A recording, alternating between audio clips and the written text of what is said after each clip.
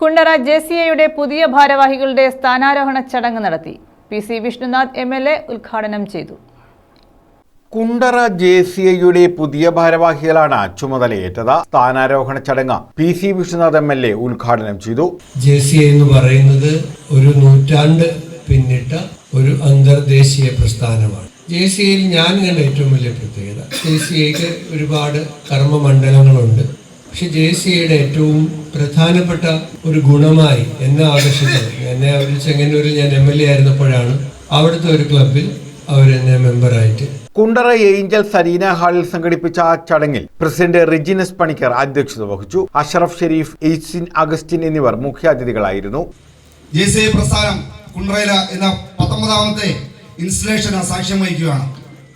കഴിഞ്ഞ 18 വർഷം ജെസിഎ കുണ്ടറയുടെ നാനാ പ്രവർത്തനങ്ങളിലൂടെ ഏറെ പ്രവർത്തനങ്ങൾ മുന്നിട്ടുകൊണ്ട് വ്യക്തിത്വ വികസനത്തിലൂടെ ഓരോ യുവാക്കളെ മുന്നിലേക്ക് കൊണ്ടുവരുവാൻ നേരത്തെ നമ്മൾ കണ്ട കേരള ഐക്യമാൻ എന്ന് വിശേഷിപ്പിക്കാവുന്ന അജി മുതൽ ധാരാളം യുവാക്കളെ വാർത്തെടുക്കുവാൻ ജെസിഎ കുണ്ടറയ്ക്ക് കഴിഞ്ഞു എന്നുള്ളതാണ്. പ്രൊഫസർ മാത്യു വർഗീസ് മുഖ്യപ്രഭാഷണം നടത്തി. ദർശൻ കൃഷ്ണ, റെഞ്ചോ കെ ജോൺ, സാജു വർഗീസ്, ലിജോസ് ചെറിയാൻ എന്നിവർ പങ്കെടുത്തു. News bureau, Kundara.